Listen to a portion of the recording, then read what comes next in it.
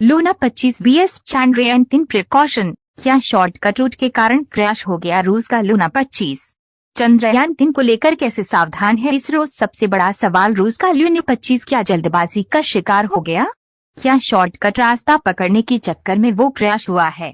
अब देखना ये है कि चंद्रयान-3 की लैंडिंग को लेकर इसरो के वैज्ञानिक कितने सावधान हैं। आइए जानते हैं कि रूस के साथ क्या हुआ और चंद्रयान को लेकर क्या है तैयारी। रशिया का चांद पर भेजा गया यान लूना 25 चंद्रमा की सतह पर क्रैश हो चुका है। रूसी स्पेस एजेंसी रोसकॉस्मोस ने यह माना है कि उनसे गलत पैरामीटर सेट हुए, डाटा एनालिसिस में गलती हुई, जिससे यान गलत ऑर्बिट में गया और क्रैश हो गया। सवाल ये उठ रहा है कि जल्दी पहुंचने के चक्कर में क्या शॉर्टकट रूट पकड़ना ही रूस को भारी पड़ा। चंद्रयान-3 को लेकर क्या तैयारी है? चांद पर सॉफ्ट लैंडिंग को लेकर रूस का 47 साल का सपना टूट गया। कुछ दिन पहले इसरो के पूर्व वैज्ञानिक विनोद कुमार श्रीवास्तव ने आज तक .in से खास बातचीत में कहा था कि इतिहास देखिए, जो भी डायरेक्ट पाथ पर चंद्रमा के लिए मिशन भेजे गए हैं उनमें 3 में से एक मिशन फेल हुआ है। चंद्रयान-3 ने जो रास्ता लिया था उस पर फेल होने की आशंका कम रहती है। रूस का लूना 25 स्पेसक्राफ्ट चांद पर लैंडिंग से ठीक पहले दिशा से भटक गया, दक्षिणी ध्रुव के पास जाकर क्रैश हो गया। फोटो है रोसकॉस्मोस। लूना 25 के क्रैश होने के बाद रूसी स्पेस एजेंसी ने कहा था कि लूना 25 असली पैरामीटर से अलग चल गया था। तय ऑर्बिट के बजाय दूसरी ऑर्बिट में चला गया जहां पर उसे जाना नहीं चाहिए था। इसकी वजह से वे सीधे चांद के दक्षिणी ध्रुव के पास जाकर क्रैश हो गया। भारत का चंद्रयान-3 और रूस का लूना 25 चंद्रमा की कक्षा में प्रवेश कर चुके हैं। शुक्रवार को चंद्रयान-3 के लैंडर मॉड्यूल की गति धीमी डी-बूस्टिंग करने की पहली प्रक्रिया सफल रही और अब वह चांद से महज 113 किमी की दूरी पर पहुंच गया है। वहीं रूसी मिशन 21 अगस्त को चांद के दक्षिणी ध्रुव पर सॉफ्ट लैंडिंग करेगा। इसके 2 दिन बाद 23 अगस्त को भारतीय मिशन भी दक्षिणी ध्रुव पर ही चांद की सतह पर उतरेगा। दुनिया की निगाहें भारत और रूस दोनों के मिशन पर टिकी हुई हैं। दोनों मिशन अपने उद्देश्यों में सफल होते हैं तो रूस और भारत क्रमशः पहले और दूसरे देश होंगे जिन्होंने चांद के दक्षिणी ध्रुव पर सॉफ्ट लैंडिंग कराई है। इस बीच हमें जानना जरूरी है कि आखिर भारत का चंद्रयान-3 मिशन क्या है, रूस का लूना 25 क्या है, चांद की सतह पर कहां और कब लैंड करेंगे दोनों मिशन, ये कौन निर्धारित करता है? आइए समझते हैं।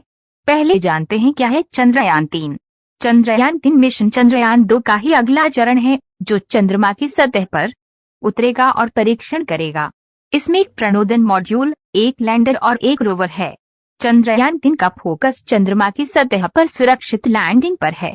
मिशन की सफलता के लिए नए उपकरण बनाए गए हैं, एल्गोरिदम को बेहतर किया गया है। जिन वजहों से चंद्रयान-2 मिशन चंद्रमा की सतह नहीं उतर पाया था उन पर फोकस किया गया है। चंद्रयान-3 ने 14 जुलाई को दोपहर 2:35 बजे श्रीहरिकोटा केंद्र से उड़ान भरी और सब कुछ योजना के अनुसार होता है तो ये 23 अगस्त को चंद्रमा की सतह पर उतरेगा। मिशन को चंद्रमा के उस हिस्से तक भेजा जा रहा है जिसे डार्क साइड ऑफ मून कहते हैं। ऐसा इसलिए क्योंकि यह हिस्सा पृथ्वी के सामने नहीं आता। रूसी अंतरिक्ष एजेंसी रोसकॉस्मोस ने 10 अगस्त को लूना-25 अंतरिक्ष यान लॉन्च किया था। इसे मॉस्को से लगभग 3450 मील 5550 किमी पूर्व में स्थित वोस्तोचनी कोस्मोड्रोम से लॉन्च किया गया था। लूना 25 को 313 टन वजनी रॉकेट सोयूज 2.1B में भेजा गया है। इसे लूना ग्लोब मिशन का नाम दिया गया है। किट की लंबाई करीब 46.3 मीटर है और इसका व्यास 10.3 मीटर है। उम्मीद जताई जा रही है कि 21 अगस्त को ये चांद की सतह पर पहुंच जाएगा। रूस इससे पहले 1976 में चांद पर लूना 24 उतार चुका है। विश्व में अब तक जितने भी चांद मिशन हुए हैं वे चांद के भूमध्य रेखा पर पहुंचे हैं।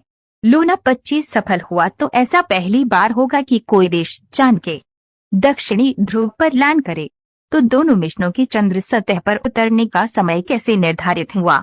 लूना 25 एक शक्तिशाली रॉकेट पर सवार होकर 10 अगस्त को प्रक्षेपण के बाद केवल 6 दिनों में चंद्रमा की कक्षा में पहुंच गया।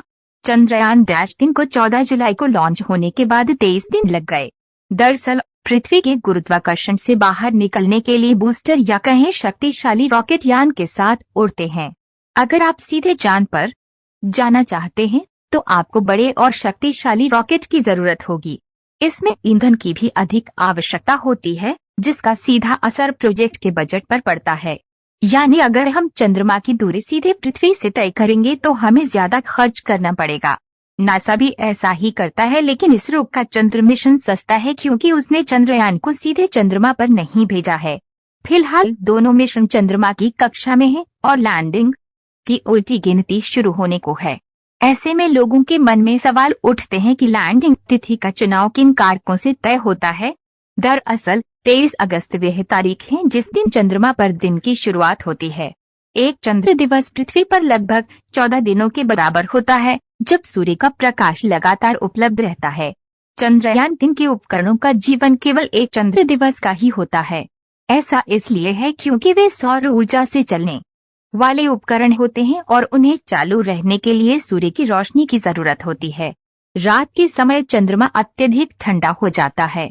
यह तापमान 0 से 100 डिग्री सेल्सियस नीचे तक पहुंच जाता है। ऐसे कम तापमान पर उपकरण जम सकते हैं और ये काम करना भी बंद कर सकते हैं। अवलोकनों और प्रयोगों के लिए अधिकतम समय मिले, इस लिहाज से चंद्रयान 3 का चंद्र दिवस की शुरुआत में उतरना जरूरी है। सीधे शब्दों में कहें तो चंद्रयान 3 23 अगस्त से पहले उतर नहीं सकता और 24 अगस्त के बाद उतरना भी नहीं चाहेगा। वहीं दूसरी ओर लूना 25 के लिए ऐसा कोई मुद्दा नहीं है।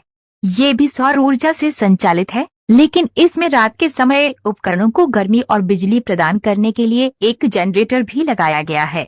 इसका जीवन 1 वर्ष है और इसकी लैंडिंग चंद्रमा पर उपलब्ध